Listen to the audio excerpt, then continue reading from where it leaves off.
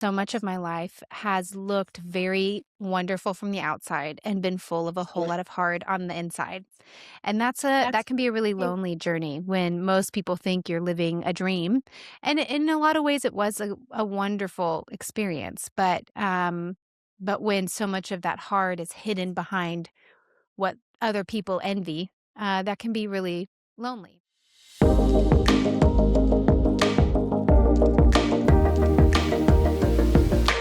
Welcome back to Church Girl. I'm Mirjana Joy, your host, and this is the Church Girl podcast where we talk about faith when life is messy. And I'm talking in English today because we have an American guest, and I'm so excited about that. Welcome, Kelly Needham.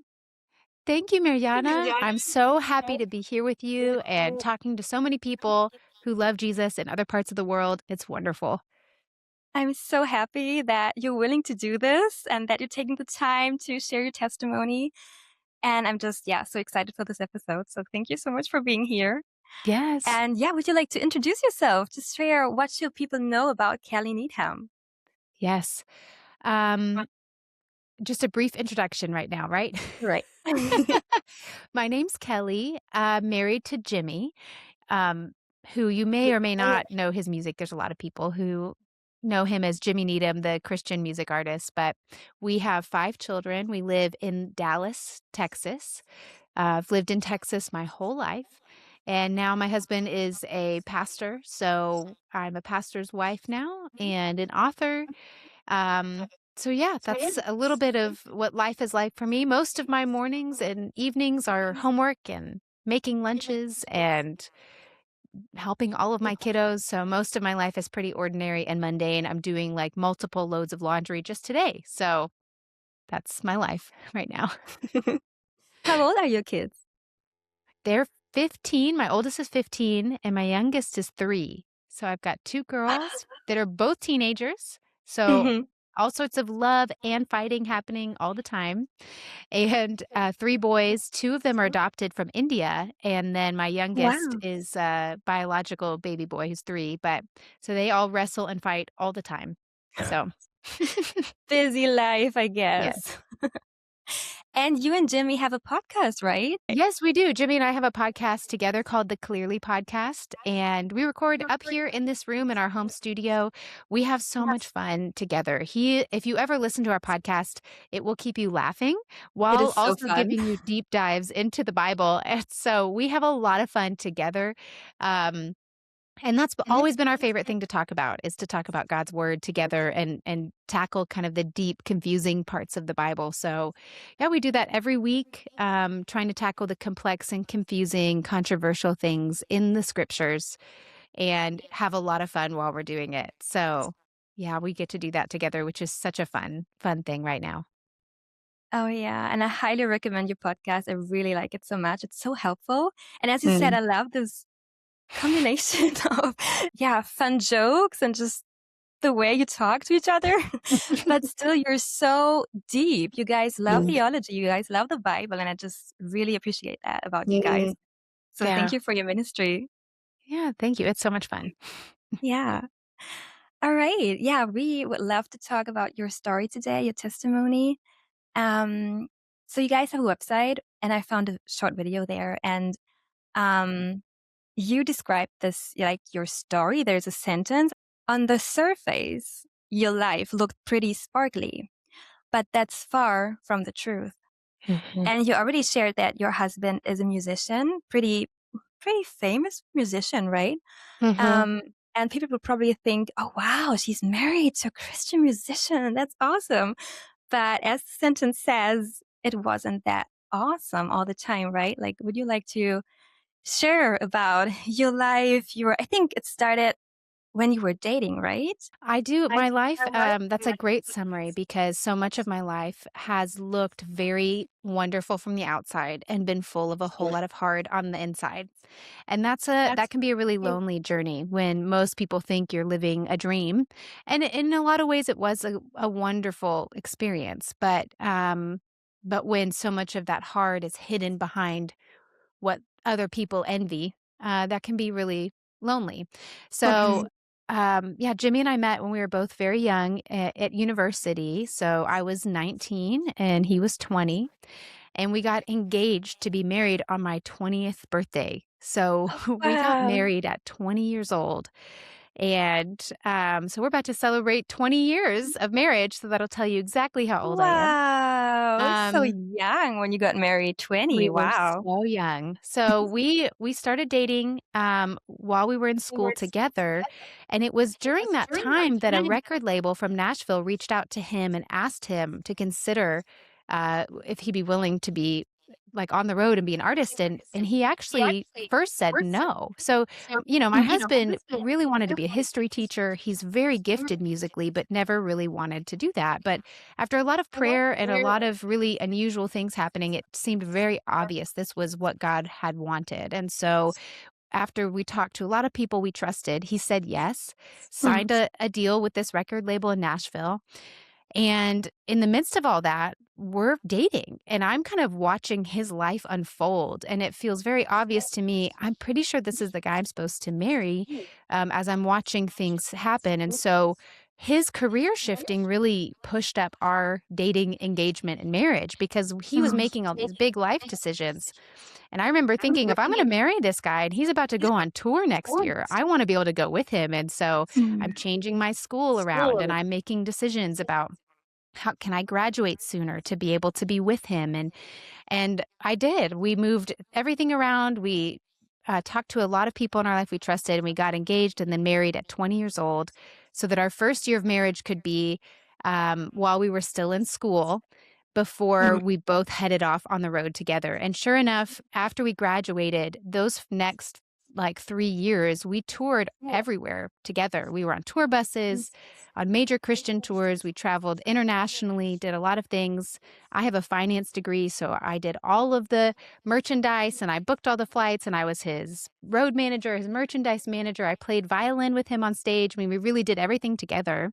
wow. And I would travel places, and people would come up to me, and he wrote a song to propose to me and put it on one of his albums. And so Oh. these girls would come up to me and just go, "Wow, what is it like to be married to Jimmy Needham? He wrote you a song, and you get to travel with him, and they're hearing him preach the gospel every night, Mhm, and people are getting saved and being ministered to, and it was all wonderful. And Jimmy is the most kind and affectionate man I've ever met. I mean, never did we have problems right in that way between us, but mhm, what was happening in my own heart is God was destroying some pride in me, because I had a lot of dreams in my own heart about how I wanted to do ministry. I thought I would be single for a long time and do missions and, be involved in ministry. And here I am, I got married really young, and I'm folding t-shirts and booking mm, flights and hearing mm, how my husband is changing lives every night and feeling like, well, I don't feel like what I'm doing is that meaningful. And so I really felt discontent with my role in this whole operation. I remember thinking, God, I have so much desire to teach or encourage or to be a part of what you're doing. And I don't want to be stuck on, I felt kind of on the sidelines. mm, And it was not Jimmy's fault at all, but I think God purposely allowed me to go through that because I do think I had some pride in my heart. I was the kid in junior high and high school that, like, I was a leader in my youth group. I had a love for Jesus at a very young age. A lot of my friends weren't interested in spiritual things, and I was just devouring the Bible in a really mm, wonderful way.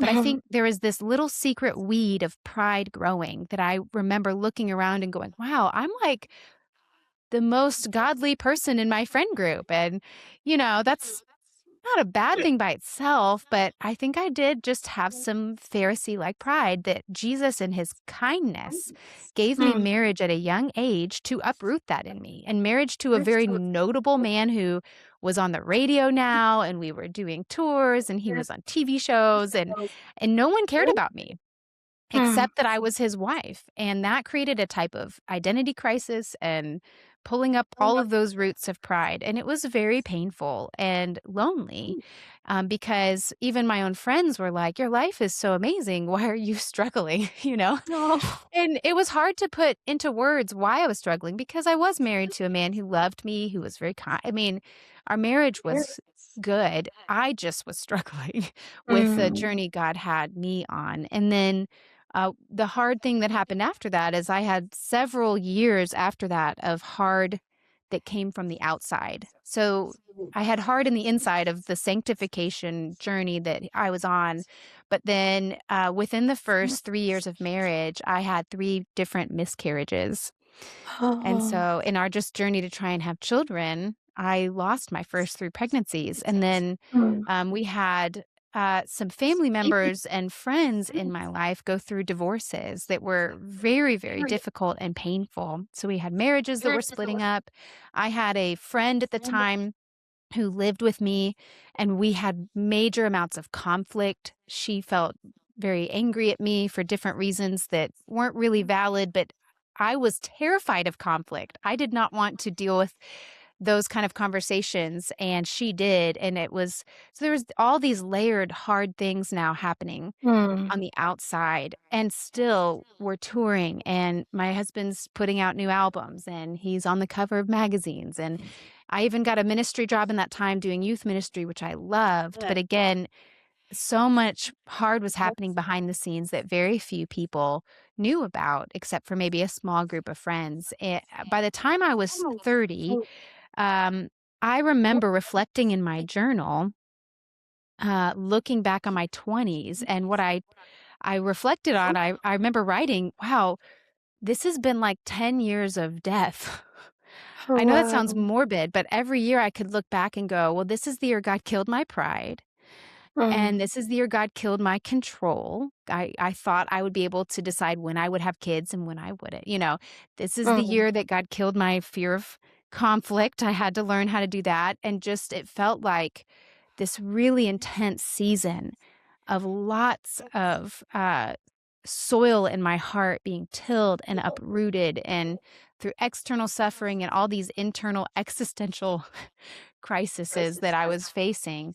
Um, and here's the other interesting thing though, is that by the time I was 30, my, um, my relationship with Jesus had changed dramatically. And in a way, I would never trade those hard years for Mm. anything in all the world. It was in all of that hard that kind of the, church girl, to use your podcast title, the church girl in me who, like, knew how to have all the right answers and knew how to say the right things and knew how to pray the right way, that nice version of myself kind of got destroyed, and a more real version of me and my relationship with God began to be formed in that hard. It felt like the faith I had before those years was there. It was a real faith, but it was made of wood. And what was happening in those years, was a construction project that God was doing in my life. We were tearing down wood beams and putting in steel beams, something stronger and sturdier. But in the middle of it, it just felt like a big mess, right? It Oh, was wow. just a big construction mess. And I was crying a lot and I was asking God why. And I don't understand why you're doing this or allowing this. And how could you? I'm not praying nice prayers anymore. I'm praying honest prayers that sound a little more like the Psalms. And it was in those years, though, that I feel like I got to know God in a different way, in a sweeter way. Like I feel like Job coming out of the end of it where he says, "I had heard of you, but now I've seen you. Now I know you." And I was doing ministry in my 30s even after that with some college university students in my house, and I had one of them come up to me and say, I just can tell that you know God, like you know him. I want to know him that way." And I Oh. remember telling her, the kind of knowing I have only comes through hard and suffering. Mm. And I want that for you, but I'm just letting you know, be careful what you pray for because he Mhm. wants you to know him too. But there are depths of fellowship with God that are only possible in the hard and in the moments of suffering when you feel misunderstood, when everybody thinks your life is awesome and you're actually walking around feeling lonely or anxious or full of grief. And it's in those moments that Jesus becomes the only friend you do have that you can run to. And your intimacy with him goes deeper because of that, because you no longer have a place to go except him. And it is good. Again, I wouldn't trade it for all of the world. You couldn't pay me to get rid of those years. They are precious to me now. Mm. Um, but they were some of those years were excruciating and really painful.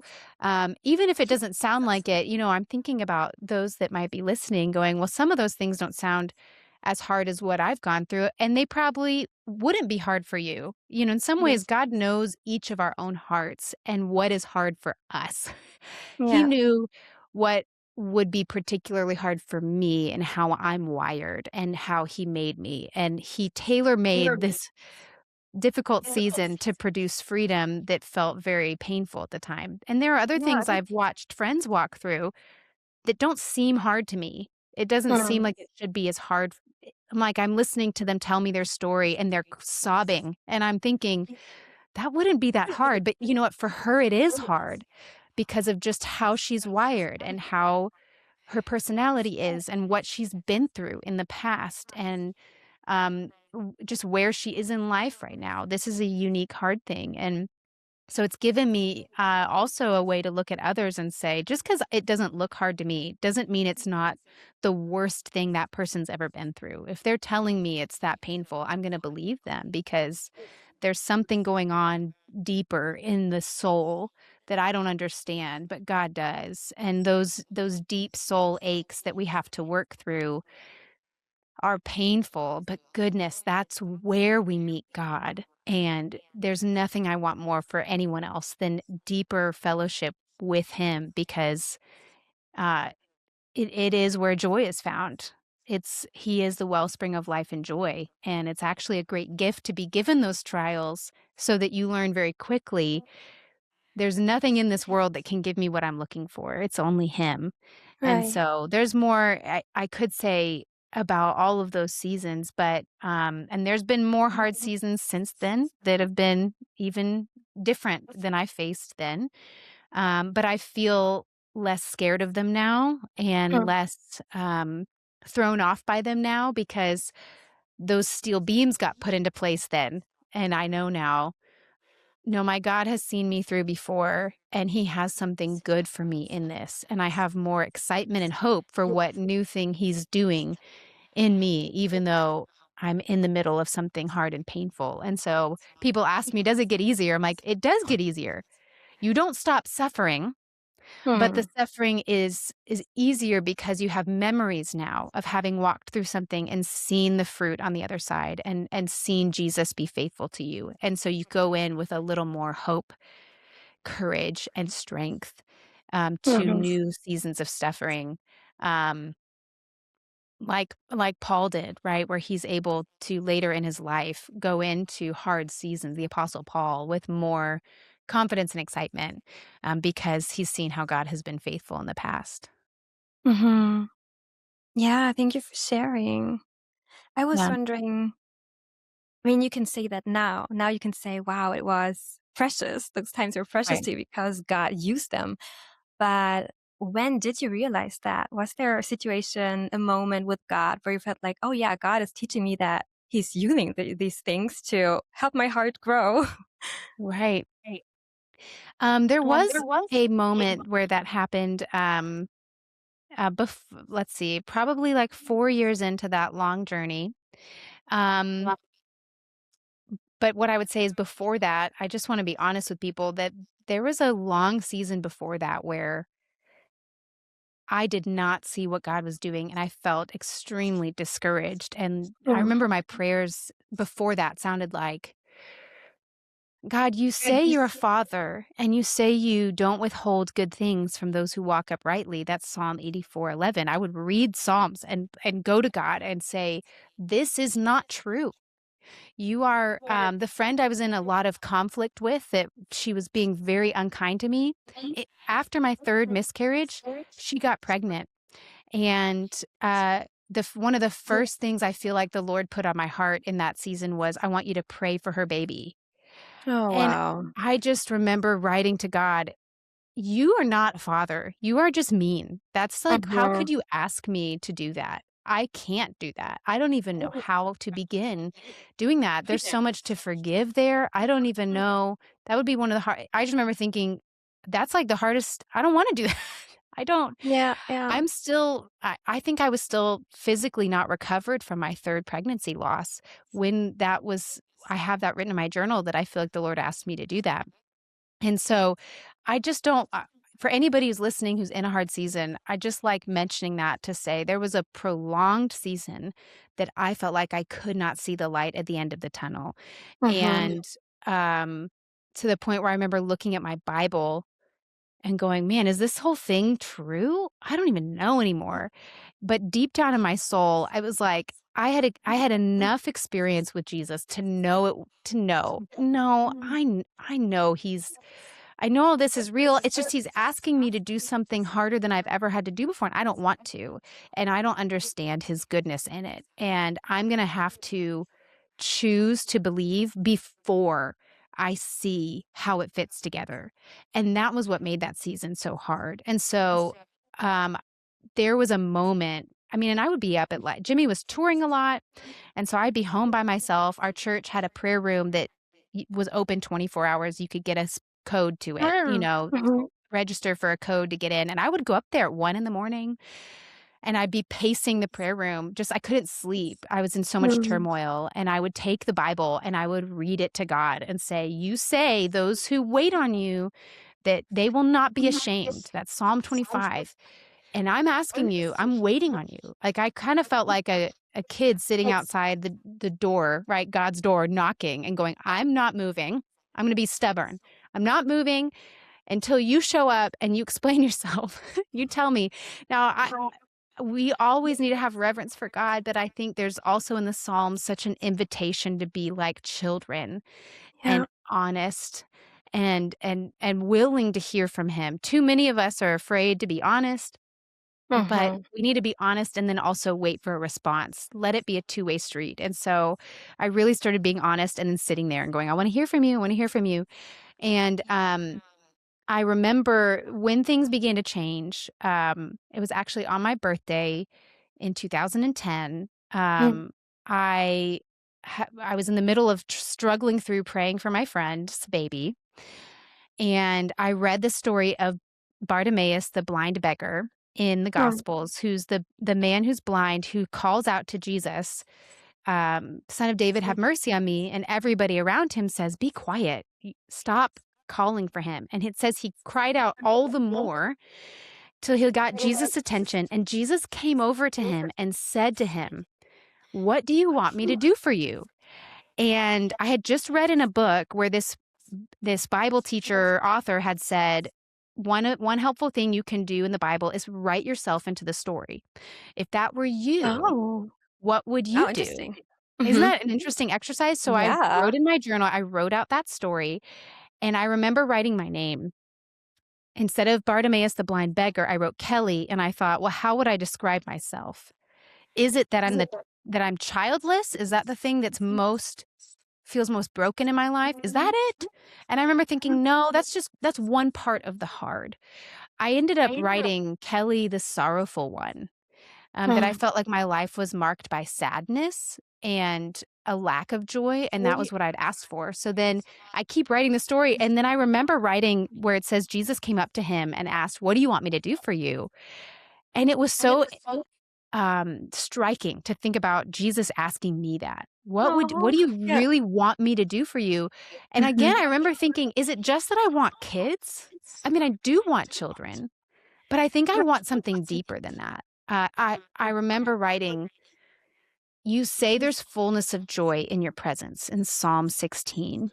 And so far that doesn't seem true to me because I've been sitting with you a lot, and I'm still feel sad, broken, like something's not right within me. And so I said, it says there's fullness of joy in your presence. Um, I'm asking you for that. If fullness of joy is possible right now, that's actually what I want more than anything else, is I want the joy that you say you offer. And so that was that actually happened, I think, a couple days, somewhere around my birthday that year, because I remember I had a few really unusual dreams the night before my birthday that woke me up before my alarm. I remember getting ready to go into I worked at a ministry at a church at the time. And I remember my husband even saying, Jimmy even telling me, like, wow, you're in a really good mood this morning. And I remember Mhm. thinking, huh, yeah, this is the first time I have, like, smiled naturally in a long time. Nothing Oh. had changed, but I do Mhm. feel like God began in a unique way on that day to give me joy, and Mhm. it would take me too long to even say all the other things that happened that day that were, joy-bringing, but I Mhm. really began to feel Jesus bring change to my heart. Before my Wow. circumstances were still hard. My friend was still mad at me. I still wasn't pregnant. I was figuring out what was wrong. Jimmy's still touring a lot. I still all the circumstances all stayed the same, but my Mhm. heart began to change because I think for what I think Jesus was up to with me is, well, what do you really want? Do you really want your circumstances different? And I think he knew deep down that's not what I wanted. I actually Mhm. wanted him and I wanted the joy he brings. I just hadn't asked for it yet. And Mm. he used that story to clarify for me what my real need was, which wasn't, "Can you just make my life easier?" I know that feels like what I want, but what I actually need to know is that you are gonna be here for me, and you're gonna be the sustaining satisfaction I need through all this hard. Are you gonna be that for me? And he began to be that for me. Um and it's one of the reasons even now that when I write my bios for things I speak at, a lot of times what I try to fit in is that it's my life goal to convince as many people as possible that nothing satisfies except knowing Jesus, that it is friendship with Him that is where joy is found, the very thing we're all seeking. But for me, that began to be discovered when Jesus stripped away from me all the things that naturally gave me joy, friendship and work and marriage and family. It's like all of these things were stripped away and all I had was him. And he began to be joy for me in that moment.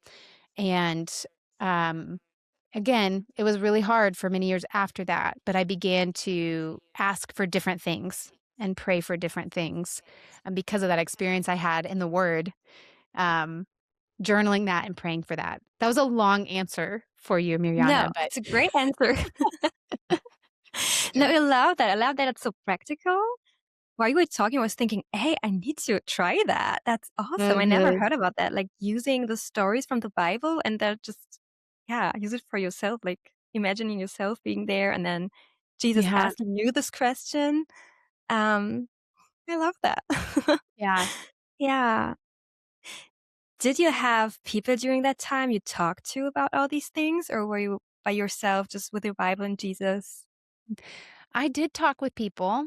I had a couple of older women in my life that I remember asking for them to pray for me.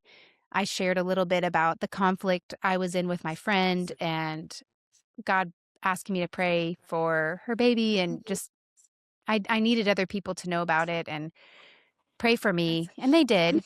Um, and my husband and I went to counseling around that time too. It was Mm, just so much hard that we were going mm, through, that we felt so needy of help. We went not because our marriage was falling apart, but because we were both under so much stress and pressure from all of these things going on that we just needed help to navigate it. And um, that was so helpful. So all of that was helpful. And then I did have a few friends that God brought me around that time that another friend of mine who was struggling with infertility and miscarriage as well. mm. And so that we kind of were able to help walk through that with each other. But even with all of those helps, there was still kind of a unique loneliness that even those people that I really knew and trusted, um, I could just tell I had such a desire I have such a strong desire to be understood. Maybe everybody does. Some of us that matters more than others. But, I really remember wanting, like, my friends or these mentors to, like, get it. I want you to get what Mhm, I'm feeling, and in some ways, mhm. they just didn't. They just couldn't. And, I think that was a good design of God in that season, that he was inviting me to find my sense of belonging and being known and understood in him, not in people, um, in him first. And so even with all those great helps, I found myself at home in my journal and in our prayer room a lot, telling God I felt very alone, in the season that I was in. I had friends, and you need friends, but there's a deep loneliness that I really do think only friendship with God can really solve.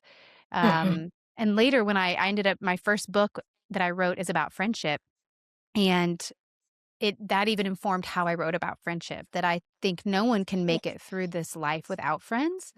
I think I believe that very strongly. At the same time, I think a lot of us are looking to friends to solve these really deep aches. And even the mhm. best friends, the most mature and godly friends, they can't do it.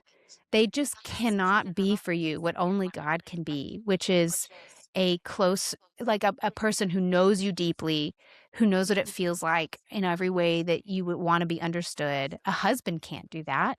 And a good group of friends can't really do that, not fully, but God Right. can. And so I did have people in my life, and I tried hard to make sure I was sharing my struggles with people, but it was hard. Sometimes things like miscarriage are hard to share publicly. Mhm. I was on staff at a church, and I wasn't ready for everybody to know that yet, and so it was hard to know who to tell. And when the family members in my life were divorcing, it was also as hard to know who can I tell. I want to respect their story, but I was in the middle of a lot of it, and it was very hard. And I couldn't always share about it because of who Mhm. it affected. I still had to lead Bible studies and do things. And people are telling me, "Wow, your ministry is," again, it was like, "Look at how awesome your life is." And I'm like, "I'm just trying to make it to Mhm. tomorrow," and that was all hard. So I had friends, but um I realized quickly in that season, I think what my soul's really hungry for is the Lord. And I don't in a new way that I didn't have words for before. Mhm. Yeah, I understand. Oh, I love talking to you. You have so much to share that I really yeah, it's so encouraging. Thank you. Yeah. I really want to honor your time. I don't want this to get too long, but maybe would you like to share about what happened after all those years? I mean, today you said you have 5 kids. How did that happen? What did Right. God do? I know, that's people are probably wondering like, "Wow." Um, so I did find out that, after my 3rd miscarriage, that there was something wrong with my womb, and I needed a surgery to fix that. And so that's something I discovered in some of the fertility treatments I did as we were looking into what can cause pregnancies to end early multiple times in a row. And honestly, that's like the best case scenario. There are a lot of women who have multiple miscarriages who the problem is not fixable. It's hormonal, it's genetic, and so for me to be able to have a surgery that could kind of fix what was wrong with my uterus, and then um be able to have children after that is an amazing thing.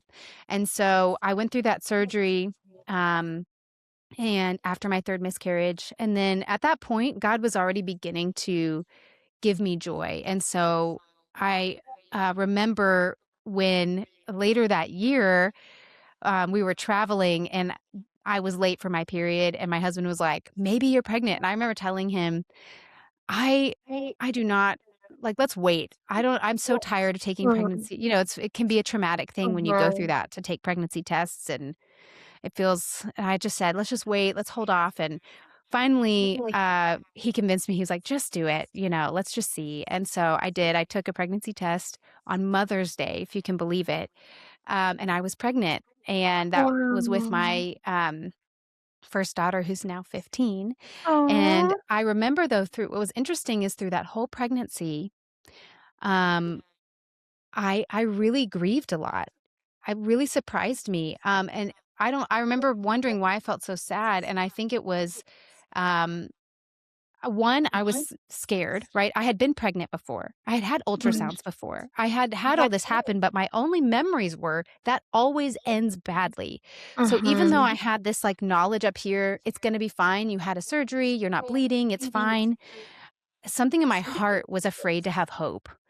And then every week she grew longer and grew bigger than my other pregnancies, felt like sad, like, "Oh, these babies that I lost didn't get to be this big." So Okay. I just felt like I Mhm. grieved in a way I didn't expect, which again was hard to Mhm. explain to people. It's like, "Aren't you so happy?" I was like, "I am happy." And I'm also confused. I have a lot of emotions. Mm. And what's interesting is I was pregnant with my daughter. I think I was probably, pretty far along. I met a woman while we were traveling, who was a doctor, and she asked me about my story. I told her, "Oh, I've had 3 miscarriages before this," and she asked me what was wrong, and I told her kinda what my condition was, and she goes, "Wow, you're so lucky." And I said, "What do you mean?" She said that you discovered what was wrong with your body and got it fixed. Like, do you and then she said to me, "Did you know that you could have carried those other babies full term?" And I said, "I I know God could have done that. I'm still kind of frustrated that he didn't. Why is that a good Mhm. thing?" And she went on to tell me that, the way that my uterus was shaped was like a big, like a it's almost like it was divided in half, if that makes sense. It's just Mhm. was a problem that needed to be corrected, and so she said, "I have watched women carry babies in their womb when it was had the problem you had, and the babies can only grow in half of the womb, and so they have severe problems. Some women die in childbirth because their uterus is Oh. stretched so poorly, or they, I know I'm giving lots of medical details, but it's part of the wonder of this story that she's sitting here telling Mhm. me, "I have watched great suffering come to women who have Yep. had what you have." And so for you to have miscarriages so early on in your pregnancies that your body wasn't ruined, Hmm. and that you knew you had a problem that you would have never been able to see on an ultrasound or anything, and you could get it fixed. Like, God has used those 3 lives to allow you to have babies at all. Like, there's no Hmm. way you would even have the story you have. And I just remember talking to this stranger and feeling like God just pulled the curtain back a little bit for me to go, "Can I just show you what I was doing? You asked Wow. me for children, but there was no way for that to happen without some death involved. There was no Mm. way for you to know you had, to be you needed a corrective surgery. And so, it's fun because my first 2 daughters know that story, and we talk about it. My last miscarriage was around Christmas time, so we bought a Mhm. Christmas ornament for our tree to remember the lives of these 3 babies that we Oh. lost, and we talk about them as a family, that their lives and then their early deaths in the womb is what made a way for me to be able to carry any babies at all. Wow. And Mhm. so we now have 3 biological kids and then 2 adopted, that we get to share these stories that are both loss and joy. And then, of course, with my adopted sons, their lives are also full of loss and joy. We always wanted to adopt, and so that was part of our hope from the beginning before I even knew I was gonna have problems getting pregnant. And so I love getting to tell. I know it's a lot of medical details, and I hope people don't mind me talking about all of No, it's fine. the physicality of those pregnancies and losses, but, um, it's one little way I got to see behind the scenes of my own suffering, and it has Mm. allowed me to tell other people when they're in the middle of their own thing, it's like, "I know you don't know what's going on, and I know it feels random, and it feels chaotic, and it feels pointless, but it's not. If Yeah. if God is truly in control and he's actually good, then that means every little thing that's happening to you is only happening because it must happen for God to give you all of the good that he is planning for you. God only does good. And that's really confusing when you're suffering. Yeah. But sometimes you need other people's stories to go, I might not know what's up in my story, but I can hear hers and I can see how God was working. And that can give me hope for my own, that whether or not I see it in this life or not, we can know he's doing something good. And I think there's a lot of other suffering I've had that I don't know why yet. Mhm, But, mhm. I believe that there's every ounce of pain or any tears that one day God and I will look together, right, in the new heavens and new earth and be able to look back at those moments, and I will see as he sees and go, "Wow, that was the perfect way to do that. That was the perfect Yeah. way to protect me from that or give me the thing I was asking for or do all this good I had never dreamed." He is up to that Mhm. amount of good, and yeah, so that's the backstory behind why we have 5 kids now, and, Yeah. what a joy it is that God wrote my story that way, so yeah. Wow, it almost made me cry. It was just so emotional. Oh my goodness. Yeah. Amazing. Amazing. God is doing great things. But as you said, sometimes we just don't understand him and it's so Mhm. hard, right? Like we feel like I know better. That's I know right. better how my life should look like. And it's like, no, but it's not. God knows. He's sovereign, he's in control, even though we That's can't right. feel it sometimes. So thank you so much for sharing that. And I Yes. think it's a great encouragement to many people. So thank Mm. you. Yeah. Yeah, would you like to share one last thought? Maybe talk about your new book? I'm so Yeah. excited to buy it. I don't have it yet, but I want it so badly. So would you like to share something about that or whatever's on your heart Yes. right now?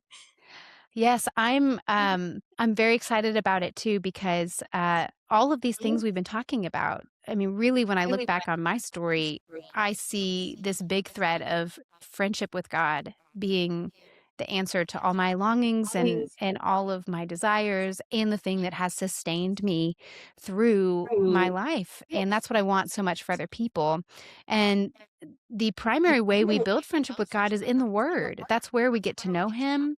That's where we learn His language. You know, I feel like it's like learning vocabulary of a new language. If I wanted to speak German, I would first need to know all your verbs and how to conjugate them, and I would need to know a lot of vocabulary to be able to communicate. And the more we know the Word, it's like that. It's like learning vocabulary for language and friendship with God. That I recognize him in my life every day, primarily because I've been in the Word. But when I talk with other women, I find that their feelings about opening the Bible on their own is a lot of intimidation. I don't know how to get out of this book what you get out of it, Kelly. You know, I hear that a lot. Like I just need a Bible study. I need somebody else to explain it to me. And what I've experienced is a lot of God just meeting me in the pages of the Bible.